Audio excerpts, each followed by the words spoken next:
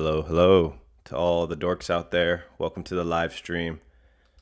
Today I'm interviewing a very good friend of mine, um, Jordan Laster. Many of you guys will know him, hopefully. I met Jordan when he was a freshman. I was a sophomore at university, and we weren't very close when I first met him, but I always admired him from afar. I saw just how magnetic of a personality he was. Everyone always had good things to say about him. We had friends in common. As my time at university went on, I got to know Jordan better. We were like quasi roommates, I joke, for a little while.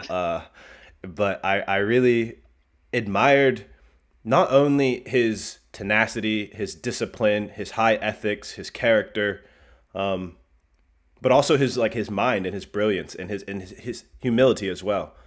He's a very smart guy, and was fortunate enough to become good enough friends with him that I've been able to grow with him through his professional career and have conversations with him from time to time, and really just tried to keep up and learn and have conversations. And crypto is the little man's revolution, right? We all know this. It's a retail driven phenomenon, and I have learned so much and have been able to talk about these things with Jordan off camera. And we've also talked a lot about, just trying to be a high performer and performing at just your peak potential. And he's someone that we all can learn from. So without further ado, Jordan Laster, welcome to Steak Podcast. Yo, yo. How's everything going? How you doing, Eduardo? Good, good. It's funny Going well, trying. man. We got some, Yeah, it's funny talking to you in this kind of context, just because we're always joking around on the phone and everything. I want to just jump in to tell everyone a little bit about your background. Obviously, I know, but let us know where you're from. Maybe kind of bring us up to speed from your early days of wrestling to attending Princeton and being a Princeton wrestler to graduating and where you are today. yeah, 100%. Thanks for the introduction. Appreciate it. So yeah, I grew up in the small town of Bolingbrook, Illinois. Um, just this small, like 80-pound kid with a dream. I started wrestling in about sixth grade, and I just worked hard at it. Um, I went to Izzy Style Wrestling, which is a huge club in the country, and did that pretty much till junior year when I started getting recruited by Princeton. And things went well there. I ended up at Princeton, wrestled there for 4 years, was a captain my senior year, won the conference title, got a degree in psychology, graduated, and yeah, now I'm in the working world. I was in New York City for 3 years, but once COVID hit last March, I was like, peace. I didn't want to pay all that rent and stuff. So yeah, I've just been kind of traveling, and I landed in Basalt, Colorado these last few months. So are you up in the mountains somewhere? Are you what's Yeah. yeah? Yeah, so I'm like right in this valley. There's these two mountains that are just like waiting to crush us, I guess. It's kind of scary out there. But yeah, a lot of skiing, cool stuff out here. Beautiful scenery. Yeah, that's awesome. I want to go back to those days, before you arrived at Princeton. What was it about wrestling that you enjoyed? How did you get into that? Yeah, so actually it's a funny story. So I wrestling was like the last sport I tried. So I played baseball, I played basketball. I was absolute trash. I think basketball, I made 1 point the entire season, and it was to go to overtime in the last championship game. It was a free throw. So you were the one they were trying to foul, hoping you wouldn't make the free throw. Exactly. And then we won in overtime, so let's go. But yeah, I was trash at any game that involved a ball. I think I was in gymnastics for like 3 months when I was like a kid. And then I was in karate. So karate was where I started getting really good, kind of found my groove. And I realized that physical contact sports was my thing. Um, and then fast forward, I went into middle school, and some of my best friends from Bolingbrook were like, "Hey, man, we want to try this wrestling thing. you should try it out. And I love the WWE. Like I had a ton of figures. I had like some of this John Cena bling, like the little spinny chain. Yeah, yeah. I had his rap album. I still know like every single word. That's funny. Um, but yeah, man, I gave it a shot, and it was just like wow, with these takedowns and things like that. Like I started beating up on guys bigger than me. I was learning how to defend myself, and I was always the smallest kid. I think I was like 60 pounds in sixth grade. Um, but with wrestling and karate and things like that, I learned that I could kind of defend myself and be ready to survive if I had to against bigger people For and sure. threatening people. So For it sure. was cool. Yeah, I want to talk to you just about like the mindset of a wrestler because I'm from Oklahoma, which is a pretty big wrestling state, right there up with Illinois, I'd say, and I've always just had such tremendous respect for wrestlers because of how intimate, not physically, but like intimate in terms of your opponent, the match is, right? I feel like you're doing all this training, and maybe you could just talk to us a little bit about like the mental toughness that is necessary to succeed at the sport, especially at the level that you've had success. Yeah, 100%. So with wrestling, you're out there against your opponent. I think in high school it's 6 minutes, college it's 7 minutes, and it doesn't seem like a long time. But what you guys are out there doing is you are having a legal fight in which you can't punch or kick or anything, but you're grabbing each other's legs, and it's your will against that person's will, your technique against that person's technique. And it's not just like strength and muscling it out there. Um, so in order to do that, it's an incredibly exhausting sport, and you need to put in hours upon hours of work. And it can't just be like the physical work. Some of it has to be the meditation. Some of it has to be, dealing with anxiety, because we all get nervous for things. You could get nervous if you have a hard workout at the gym, but it's a whole nother level when someone's coming to club you in the head and make your face hit the mat, and throw you off your feet. Yeah, So yeah, it's difficult. The more you do it, the more repetition you get, the easier it is. But I think with wrestling, it's just such an exhausting sport, and I definitely make the claim that it is the hardest sport in the world. I'm a bit biased, but yeah, fair, fair, fair. I want to talk about you know I'm sure there might be someone who listens to this. Maybe it's a young guy and he wrestles and he wants to be able to compete at the same level that you've been able to.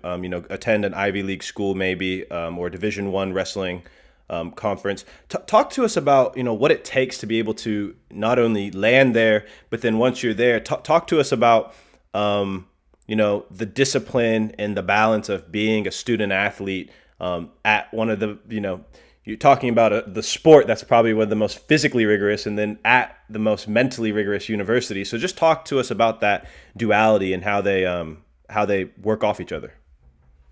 yeah. So man, Princeton wrestling was incredibly difficult. Um, Not just because of the wrestling part. It's Division I.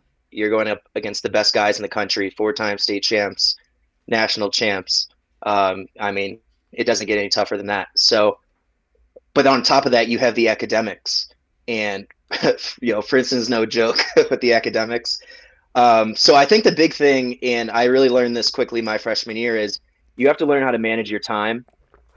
So if you have a few minutes before you go out to morning lift, read some of that history reading that you had in the class. You finish morning lift, maybe catch a quick meal, get a nap, go to class, and then between classes, getting your work done. It's always taking advantage of your time and not just going and playing video games like we did in high school, between each class and things like that. So I think the biggest takeaway is time management. And then also in the wrestling room, it's always picking the coach's brains. Once practice is over, it's not really over. Like make sure you get your extra repetition or reps in.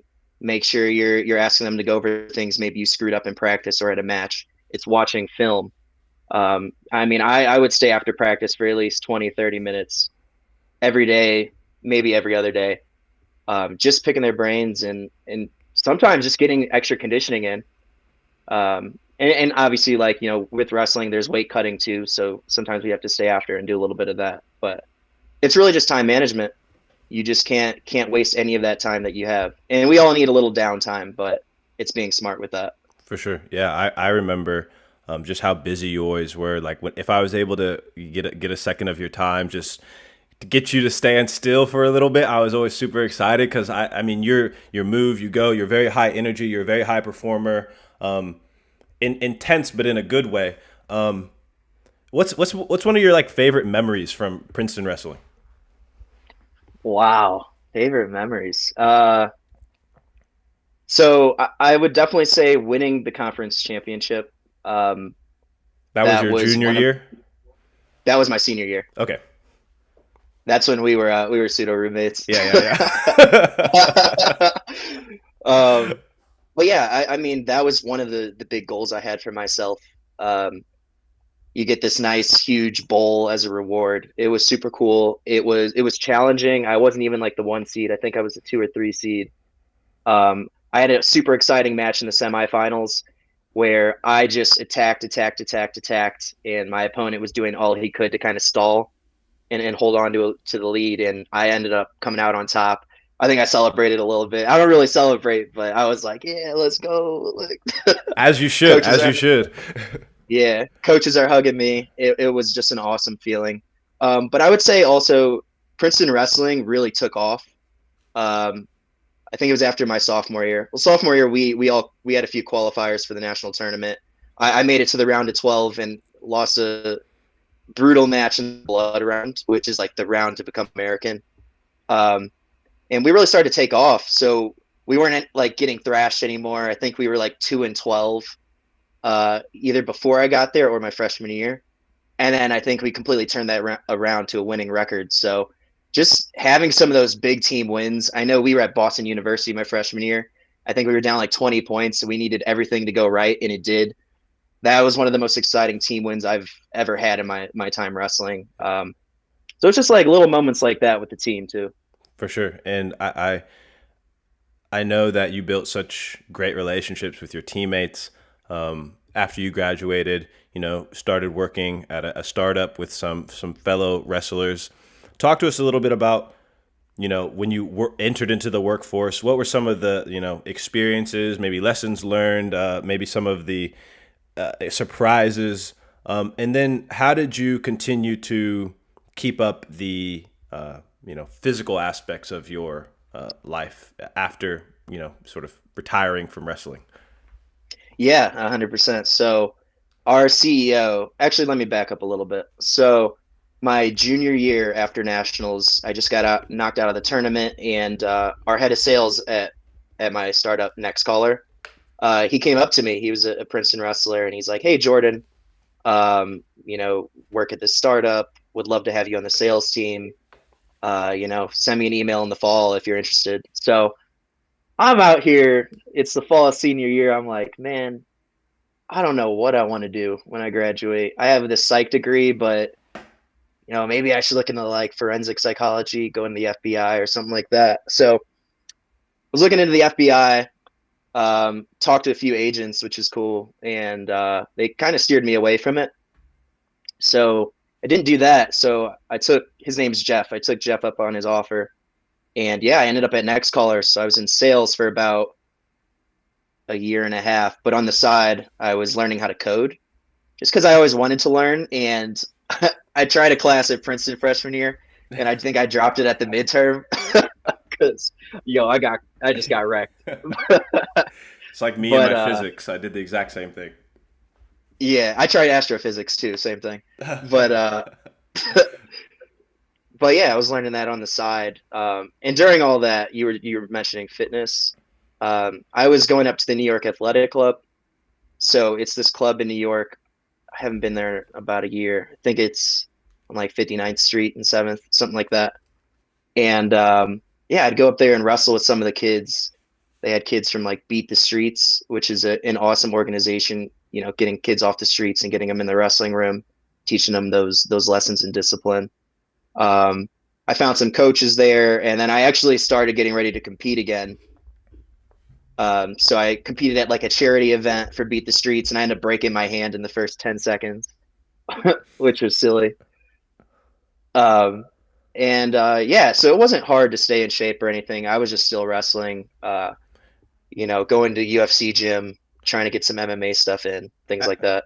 As I remember, and correct me if I'm wrong. Maybe this is Mhm. fast forward, but I remember you doing these crazy challenges of like I'm about to sprint like for the next 3 hours at like the speed at 20. You were doing crazy challenges that like I mean most people I go to the gym, you kind of just most people don't have a plan. They're kind of just I'm punching this, I'm doing this, and now an hour's gone by and I'm done. But like I remember talking with you where like you'd get off the phone like yeah man I just got done like running doing something outrageous. So talk to us about those challenges, those different goals you were setting, and a little bit of your mental process why you were doing it and all that.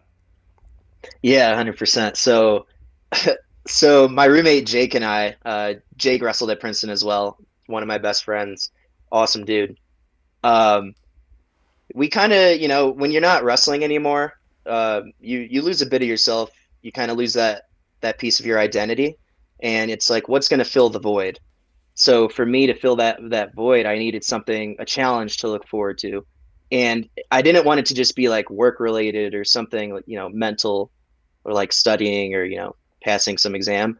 I needed it to be physical because I think the best way to learn who you are and find yourself is to put yourself in deep waters physically and see if you get out. So yeah, I take you through a few of them. So I think the first one we did was the Manhattan Lap. So we were incredibly irresponsible taking on this challenge. I think we stayed up till 4 a.m. the night before drinking beers. And we're like, yeah, guys, we're going to go run around all of Manhattan. So we got up at 11 a.m. and super dehydrated, like no nutrients in us. And we ran all of Manhattan. I think it ended up being like 35 miles, with the Damn. last like 6 miles being like a limp run. Uh, our knees were just torched for about a week. So it was incredibly stupid, but we got it done, man. And I still don't know how. But I mean, things like that, you find yourself, man. I remember just kind of being like, wow, like I can't believe I did that. What's the next one? So the next one was I did the treadmill marathon challenge. And the reason I did this one was because there was one time I was cutting weight in high school, my sophomore year, from like 110 to 103, and it just would not come off. And I was running on the treadmill for about an hour. I had like a coach on me, and I started kind of mentally breaking. I was like, I wanted to cry a little bit. I probably couldn't have cried if I wanted to. I had no water in me, but um, yeah, I just remember thinking back to that when I was thinking of what my next challenge would be, and I was like, you know what, I need to conquer that demon. That one almost got me, and I got to get it back. So yeah, I was like, the best way to do that is to get on a treadmill, stare straight ahead for 26.2 miles, and see if I get it done. And I had a buddy, Greg, who joined me on the treadmill, the treadmill next to me, and we crushed it, man. I went in there prepared this time. I had like those little runner gel packs. I had a giant bottle of water, and I would just, take a swig of that and some of the gel pack every like 8 minutes. Stayed hydrated, and yeah, we knocked it out. And How long did it take? I think I did it in 3 hours and 52 minutes, something like Dang, that. that's crazy. But yeah, man, it was St. Patty's Day too. So right when I finished, I was like laying down on the ground, stretching, and Jake comes up to me and he's like, "Dude, like the bars on Stone Street are packed. We gotta go." And I was like, That's classic Princeton wrestlers, bro. That's classic Princeton wrestlers. Dudes were just like, yeah. Anyways, you guys um, go hard in all aspects, no doubt, no doubt. yeah, and I guess so. There's two more challenges I want to touch on. So I tried to get into eating challenges just because I was like, you know what, I'm mentally crushing it with these physical ones. I could do it. I could do it with the food. worst comes to worst, you just, you might vomit or something. So we went to Brick Lane Curry House in New York City, me and Jake, and they claim to have the world's spiciest curry. I think it's called the Fall Curry, and you have 30 minutes to eat it, and it's a pound of it, and it's temperature hot, and it's also super hot, like spicy. So I went 5 bites in, and I ended up in the bathroom the rest of the time. And Jake actually ate it the second fastest like time ever. So he's a stud. He does like all the eating challenges. I leave that stuff to him. So I'm Shout done outs with to that. Jake. Shout out to Jake. Yeah, he's an animal. But yeah, the and the challenge I just did this past weekend was running 4 miles every 4 hours for 48 hours. We did that one for Challenge Aspen, which is a nonprofit out here. And yeah, they're out here redefining limits for people with mental and physical disabilities, which is awesome. So like you'll see people, who don't have legs who are out there skiing or snowboarding and just making it happen and allowing them to do things that a lot of us take for granted. So we raised a little more than $5,000 for them. Um, just running a lot of miles outside. I think our intervals where we ran at 1 a.m., 5 a.m., 9 a.m., and then it would just kind of keep repeating. Um, but yeah, those are kind of the challenges we've been doing. It always feels good to be done with them, but like 5 minutes later, you're already like, all right, that euphoric feeling's gone. What's next? So Yeah, I think that a lot of people are gonna listen to this and they're just gonna think about, you know, what does that take in terms of just the mental capacity to be able to set audacious goals like that and then go for it. And I know that I remember during this time you had been doing a lot of reading. David Goggins was a book that you suggested I read at one point. Um, and this idea of mental toughness and like pushing yourself to the limits. Maybe you could talk to us a little bit about just like your philosophy on, life yeah, as it relates to that. yeah, 100%. So this is something I don't really talk about a ton. I guess with like my girlfriend and Jake, sometimes I do. Um, and I've kind of come to this conclusion as I've read books like Can't Hurt Me by David Goggins, things like that. But for me, survival is a huge theme in life that I think a lot of people don't think about because, most of us have houses, we have shelter. We're not worried about like the chaos of the world. Um, and a lot of times when I've gone through hard wrestling practices in adversity, I I always kind of think to myself, this is getting me ready in case, the world goes to hell and, all hell breaks loose. And as I read like Can't Hurt Me and I see David Goggins, staying strong when he's doing all these crazy like military training camps, or not training camps, like hell weeks as he calls it. It just makes me think that, if he can get through that and I'm able to get through some of this stuff, I'll be ready. Um, if things go to hell, like I've been saying. But yeah, just to kind of go down to the survival rabbit hole. I always constantly think, if someone's passing me on a bike, like what if they go to attack me right now? Okay, I'll be ready. If someone just comes up and attacks me from behind, like I'll be ready. I'll throw them. I'm in good shape, and that's kind of why I always stay in shape. Why I'm always wrestling. I always want to be prepared. I want to be as prepared as possible for anything that could possibly happen. If I have to go and run 26 miles to get out of this valley I'm in, because because of whatever's going on, I want to be able to do it. I don't want to be that guy who's out of breath the first 5 minutes and like unfortunate things happen just because I wasn't ready. Um, I want to interject because yeah. I'm so curious as to where did this come from? Because earlier on in the interview, you were talking about I was a small guy, 60, 80 pounds, and you mentioned the word survival earlier in the whenever you were talking about your pre-college days. So I'm just so interested in, and maybe that's getting way deep, but Mhm. where does this come from? Where does this philosophy and this mindset? What's at the root of it? Yeah, so that that's a huge question, and it's something I've been kind of trying to figure out. I just remember when I was younger, I would always watch like Dragon Ball Z, uh a lot of those like crazy fighting anime shows, and I was always like very intrigued by how they just fought super hard to survive and like beat the bad guy. And I know this stuff sounds corny, but it was super motivating when I was a little kid. And I wasn't in any like crazy situations as a kid where I went through some sort of like adversity where I had to pull out Fight for all the your stops to life. survive. Exactly. Yeah. I was fortunate, single mom household, but I I just kind of got motivated by that, and I always wanted to be bigger, stronger, faster than everyone else.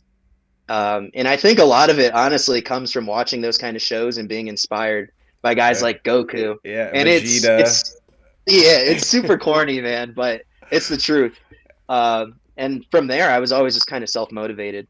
It didn't take a lot for me to get going, and I didn't really need anyone to push me to do things. So We're gonna segue very quickly here into, survival and crypto and how all of this relates to your understanding of Bitcoin. But before we do, we have a question here in the chat. Jake Guy asked, "Does that feeling of preparedness allow you to maintain an optimistic outlook?" yeah, 100%. Jake Guy, what's up? Yeah, so the more prepared I feel, the more confident I am. And I think confidence allows me to be more positive. So, just for example, if I'm going into an exam and I'm not confident, I'm going to be super negative because I just don't think I'm going to get the job done. If I go into it and I'm confident, feel prepared, I'm going to be positive because I'm going to go in here and crush this thing. So yeah, I think I just confident in a lot of physical aspects of my life, and it just allows me to keep that positive outlook on pretty much everything. For sure, that was a good question. Um, okay, so you're out of college, you're doing all these crazy challenges. We have this understanding of, sort of this ingrained philosophy about survival. Tell me your crypto rabbit hole story. When was the first time Bitcoin came on your radar, and when was the first time where you realized, "Oh shit, this is very important." Yeah, so I'll back it up to 2017. I just started working at Nextcaller. I think it was like 3 weeks out of college, and my our head of sales and then another coworker of mine bought Bitcoin on Coinbase, and then they bought like Litecoin, and I was like, "What is this stuff? What are you guys talking about?" Actually, I had heard of Bitcoin in college because people were, I guess, getting fake IDs with it, but they're probably kicking themselves. But but yeah, so I was like, you know what? What's Coinbase? I'll hop on. I'll just buy some just for the hell of it. I have a little bit of money now. I'm not using mom's credit card. Uh, and yeah, so I got a little bit, and I would say I just held it. I never really looked at it. I didn't go down the rabbit hole for about 3 years. Um, Fast forward to March 2020, the Bitcoin price plummeted. I Yeah, think it yeah, was down to like like four six thousand thousand. dollars or something like that. Yeah, 6,000. I think that's right. Yeah. Jake and I were sitting at a bar called Stout in Financial District, and I think Jake had already kind of gone down the rabbit hole a little bit, but I still knew next to nothing. And yeah, he's like, "Man, the price is down. This is the time to buy." And I was like, why do I want to throw more at this? And I didn't have any like negative perceptions of Bitcoin. I just didn't know much. So I was like, you know what? I trust you. You're one of my best friends. Like, you know what? I'll throw some at it. So I think I got like zero point 0.2 Bitcoin, which still isn't a lot, but for me at the time it was a lot because I just didn't know anything about it. So yeah, threw some there, and then once you throw a lot at it, you're like, okay, I kind of want to make sure my money's not acting funny, Yeah. so I'm going to start going down the rabbit hole myself. So yeah, after that, I left New York City. I went to Illinois, and my mom actually was super into crypto from her own like research and rabbit holes. So we kind of started bonding on that, and yeah, Jake started feeding me a bunch of resources. Um, like philosophically, there's like Robert Breedlove, there's Michael Saylor, guys like that. I started following everyone on Twitter, involved with like Bitcoin. I also checked out some other projects like Ethereum and all that, but just to stay down the Bitcoin rabbit hole. Yeah, I started going down that rabbit hole, like you said, educating myself, and now I'm sitting here. I have like a Bitcoin node.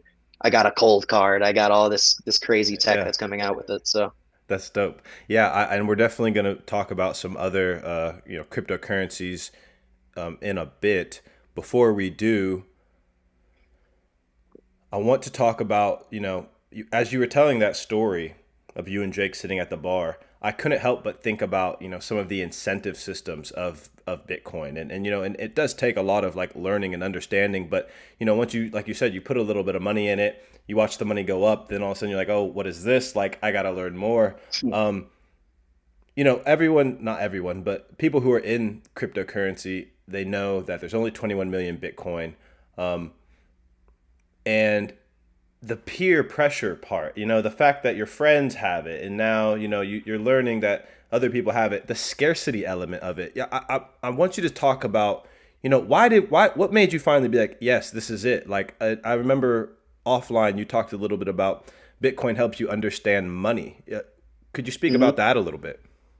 Yeah. So I was always the guy who just never understood finance or uh, just econ. None of it, man. I went to Princeton, and everyone that was like the first thing they wanted to go and major in, and I was like, no thanks. And a lot of that was because I just wasn't confident, because I just didn't understand it. Um, but I also just wanted to, think outside the box and do something different. So fast forward to Bitcoin, and I start going down the rabbit hole. And like when I say I didn't know anything, like I didn't know anything about stocks, nothing. I had no investments. I just had this Bitcoin, other than like a Roth and 401k stuff. But I just had this Bitcoin, and I was like, you know what? I'm gonna just start learning. I hear there's this like finite supply, and now I see like more and more people are buying it. So I know what supply and demand is. I think it's gonna go up. And I think another big thing for me that really brought me to Bitcoin was after I read the white paper, I realized it completely eliminates the bank. There's no third party between me sending, Bitcoin to you or you sending it to me, which was huge because when it comes to survival, I think you have to be very independent, and Bitcoin gives you that. You can be your own bank, you can hold your own Bitcoin.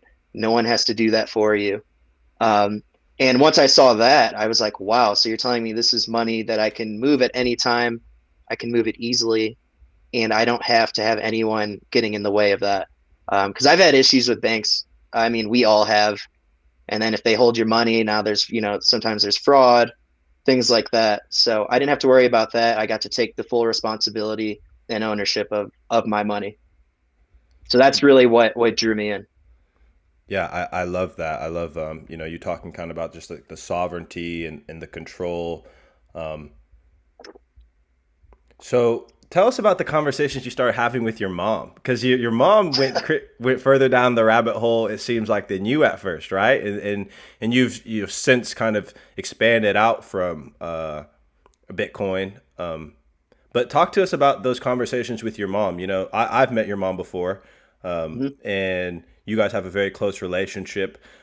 She's a tremendous woman to be able to raise a son by herself and be able to send, to be as successful as you have, professionally, wrestling. Like, she's clearly a very smart woman herself in her own right. But just talk to us about those conversations and how you were thinking about it and how she was thinking about it.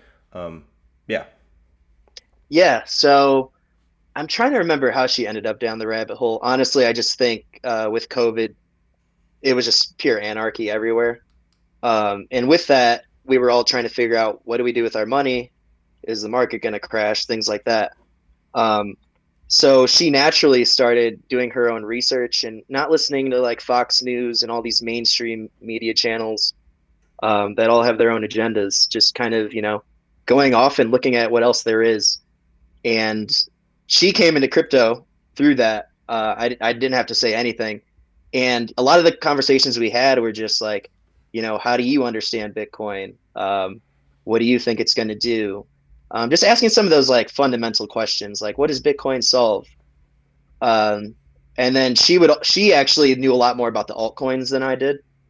So we'd start talking about like Ethereum, and she'd be like, "Oh, well, this guy I've been following down this rabbit hole says to buy this. Uh, you know, maybe we should check out VeChain, like all these crazy altcoins." So yeah, a lot of the conversations were just like understanding and seeing if we were on the same page. And oftentimes we weren't because the resources we were using were vastly different. um, but at the end of the day, we really look out for each other, tell each other what projects to kind of look into. We don't just say go buy it. It's more go do your own research on Yeah. this project. So yeah. I want to talk to you about trying to. I want to ask you, how do you assess, what is your own investment framework in terms of when you're thinking about, okay, I'm going to put my hard-earned money into this altcoin, as opposed to Bitcoin? How do you just like weigh the risk? How do you weigh the opportunity cost? And how do you think about, well, what makes for a worthwhile investment in any of these venture style altcoins? Yeah, so if I'm being completely honest, I didn't start getting into altcoins till about last May. Jake, who was like super down the rabbit hole, started telling me there's this altcoin called Rune. There's my mom was telling me about VeChain, and all I would do is I would go and read the white papers. I would see, the use case for it. I check out the team, look into each member, see if they were credible. And that was pretty much the framework I set for myself. I still didn't throw too much money at them, maybe like a few $100s to each. And actually, around December of last year, that's when I was full stop Bitcoin.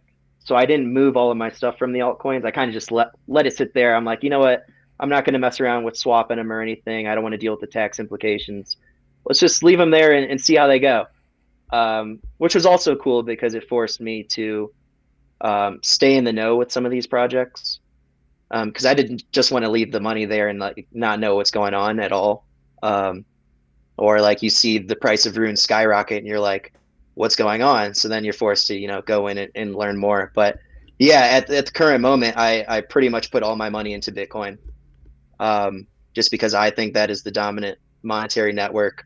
I think that's where it needs to be. We have all these institutions coming in, and I mean, now's the time before you get left behind. So Yeah. Now, how do you see this in terms of, the opportunity to create wealth for yourself and your family?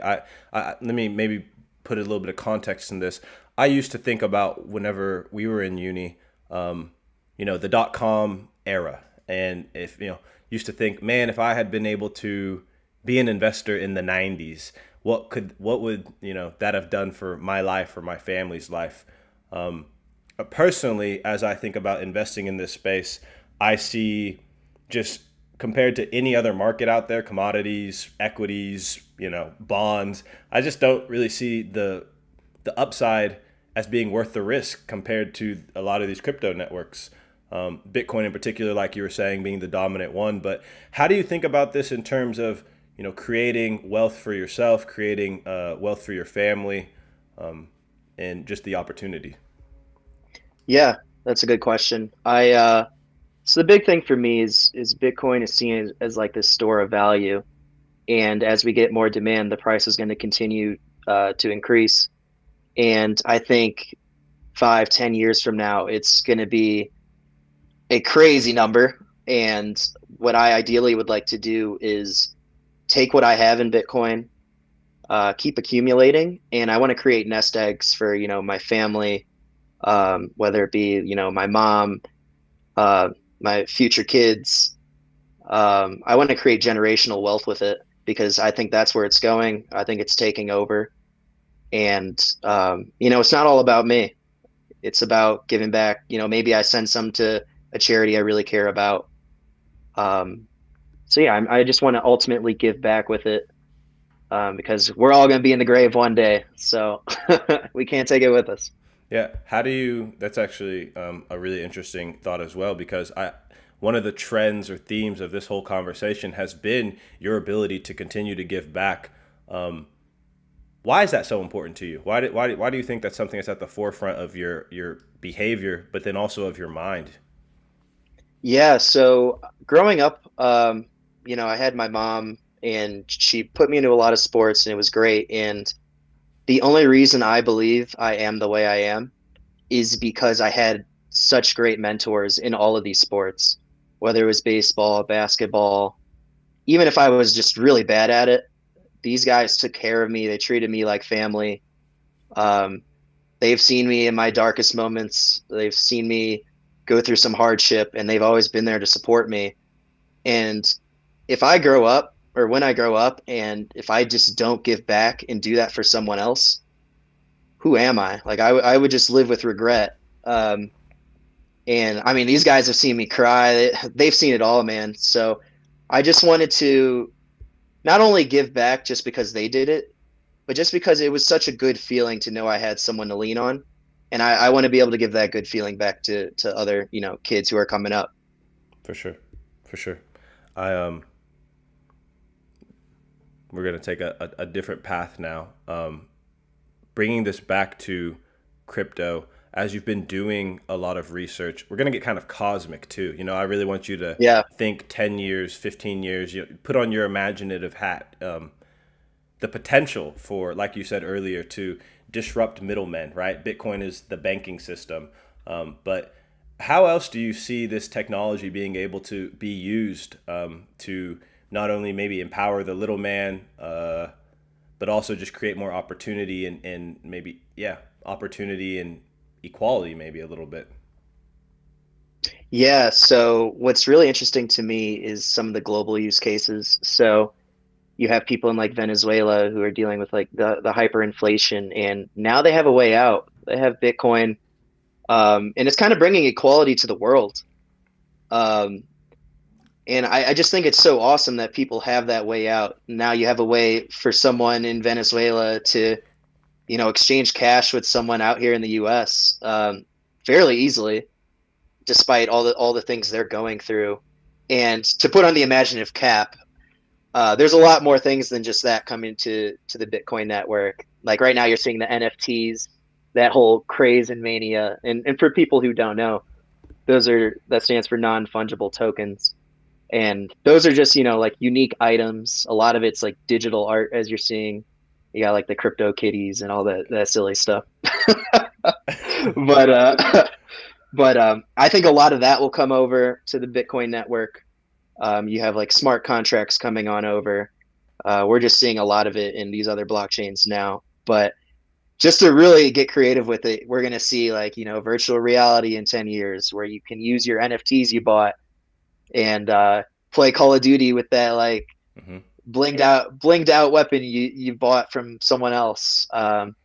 It's just nuts, man. I mean, the the opportunities are just endless, and the things to come of it are exciting. I mean, every other week now there's something new, and it's incredibly hard to keep up with the space. So Definitely, yeah, I'm really definitely. really looking forward to Um, do you own any NFTs? Are there any NFT projects that you think are interesting? Yeah. it. Yeah, so I had a buddy 2 weeks ago from home telling me, yeah, check out Omi. And I don't know if he wants me really sharing it, but I'll share it anyways. Alpha leak, alpha leak. Yeah. Yeah, so I don't know a ton about Omi, but what I've surmised is that there's this app called Vivi, and within there they have like NFT drops. So they have like a black and white Batman. I think they have like Powerpuff Girls on there, Adventure Time, Oh, that's dope. and they're super cool like figurines. And what you could do when you buy the NFT is you can put it in a virtual showroom, and then if you have like VR AR goggles, you can put them on, and you can walk around and That's like so sick. look at your NFT statue of like the black and white Batman or whatever. And I think it's super cool. growing up as a kid too, I always wished I could like buy something in a game and then, sell it or buy something from someone else that I could use in the game. And I think that's kind of where we're headed with stuff like this. So yeah, I think I'm gonna buy like a black and white Batman from the VV app. And I got a little bit of Omi just for those purposes. But yeah, I'm not like super into the NFT craze. I just think it's really interesting because the video gamer in me really thinks they'll be used for things like that. So that's why I've taken a little bit of interest. Yeah, I couldn't agree more. I had an episode I did with BTC Uncle, and we talked about NFTs, and I had this idea of like NFTs as virtual status symbols, which basically, like you said, being able to showcase your in-game items or your art or and I'm super interested about the connection between the material world and non-fungible tokens and also virtual reality worlds and augmented reality. How cool would it be if we could be playing Pokemon using our augmented reality goggles, and like I caught this dude and I trade you my Charmander that we were battling, but we're battling, and these things are all being recorded on an open public ledger. I Right. just think that's there's just so much potential. And talk about gaming, right? Because you said that it was because of your gaming background that you've really been kind of able to understand this. Talk about that. Yeah. So my mom used to hate me when I was a video gamer, but in high school, middle school, all I ever wanted was video games. I think every Christmas it was just like, video games on the list. That was it. If I didn't get that, I was a little brat. But yeah, I would play for like 24 hours a day if I wasn't wrestling. I mean, because I would have just sat there and wasted away. But I'd play for like 24 hours. I'd be playing Halo. I played Mario Kart. At one point, I was number 14 in the world on a Mario Kart stage for like a time trial. Yo, I'm still nice with it though. I'm still real nice with it. But yeah, man, I would just play until I would fall asleep in the chair, wake up, pick up the remote, and keep playing. And once wrestling got a little more legit for me, I stepped away. But yeah, my mom would like take the games away, things like that. So all of that to say, I was obsessed with it, and I still kind of love it. I'm not a big gamer anymore, but that's kind of where that video gamer part of me comes from, and why I do really like NFTs. And speaking of that, though, I actually had a question for you. Yeah. So with NFTs, and I haven't read enough about it to fully understand, I guess, but there's this whole like ownership aspect of it, and something I'm kind of like worried about with all of that is you can make an NFT, mint it on like the Ethereum blockchain, but who's to say someone can't just like go do that on another one? Um, who's to say someone can't just make some sort of copy on it and also mint it on Yeah. the Ethereum blockchain? Well, like, what do you think of this whole ownership um, issue going on?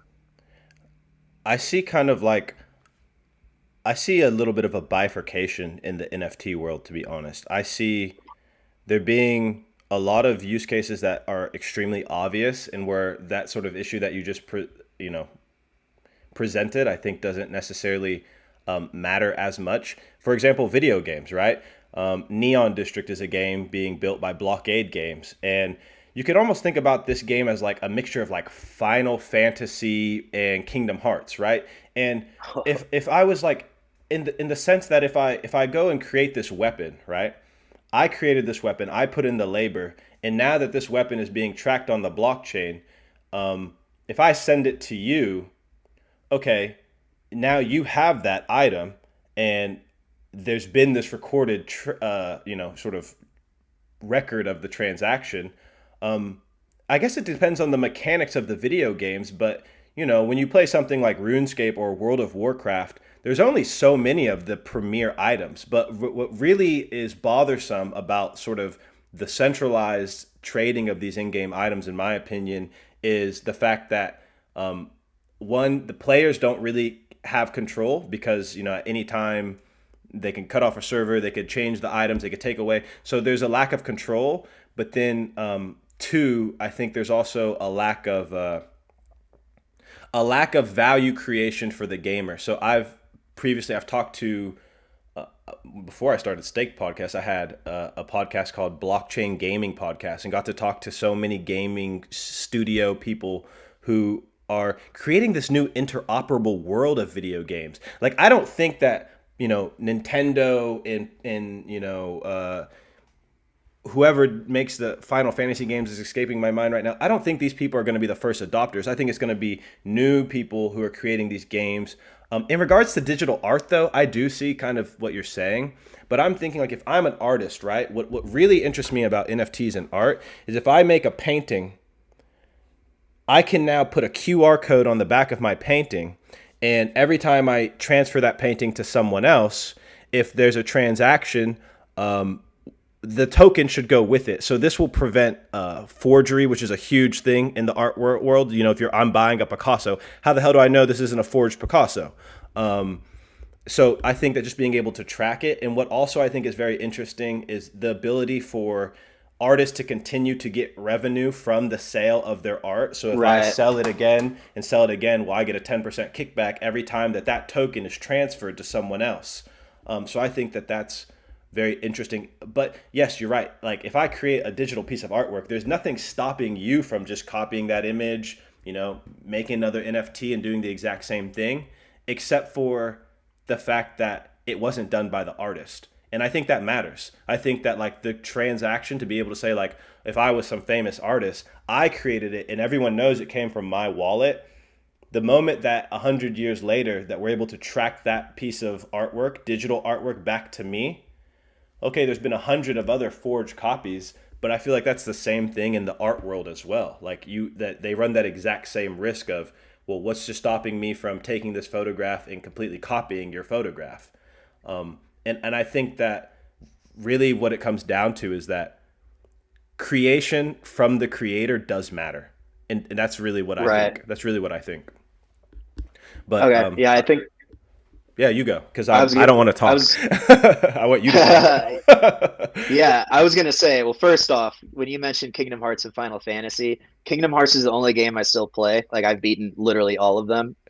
I'm a super Kingdom Hearts fan, Yeah. so I'm gonna have to check out Neon District. But yeah, along the NFT lines, I was checking, like, I was looking at Twitter yesterday because it was trending, and there was a whole debate about, what do you do if someone like forges your art?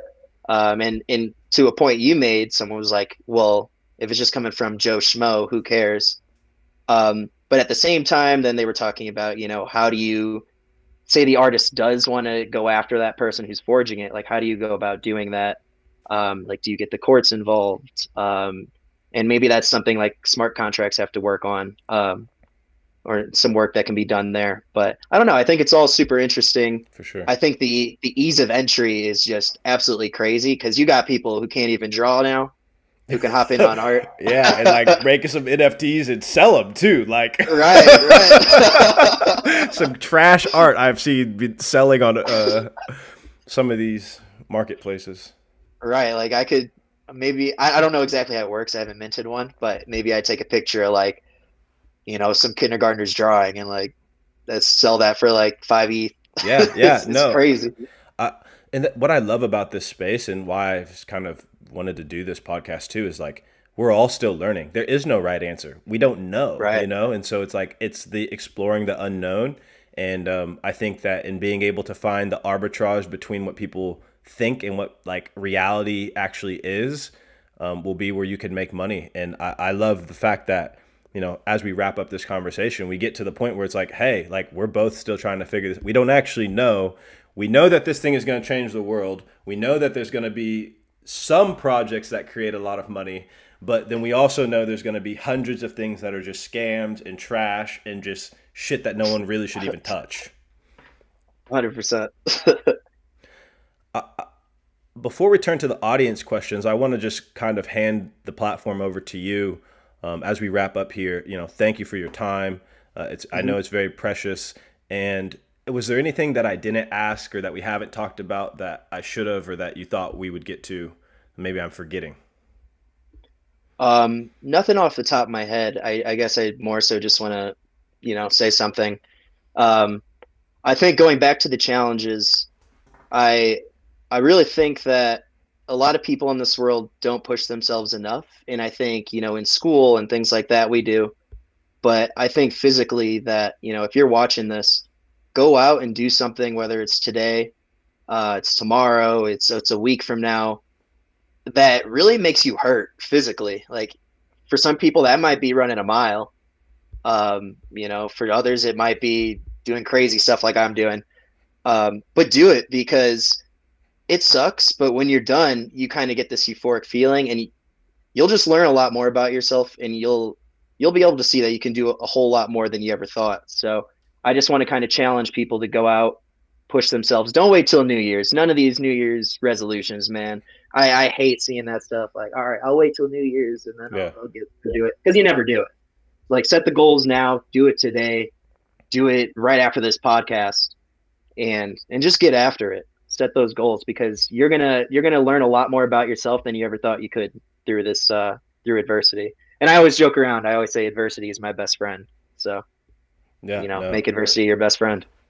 I really like that as a closing statement. Take action and challenge yourself. I think that's a great way to wrap this up. Before we turn to these audience questions, Riley Henderson, she asks, do you see any applications for crypto technologies in the work that you do for telecom or the communities you've been a part of for wrestling?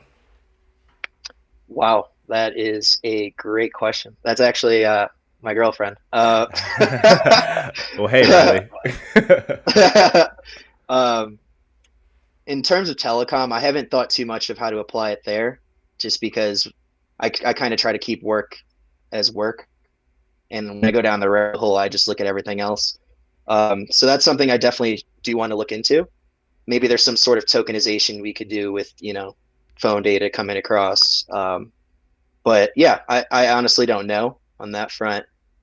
In the wrestling community, maybe it would be nice to have like a ledger of results from tournaments that's just shared worldwide, because right now in the wrestling community it's really hard to get results from certain tournaments, especially like some of the smaller local ones, and a lot of those are used to determine rankings, um, you know see how kids did head to head against others. So maybe there could be like some blockchain that comes out with all these results, has them all in the ledger.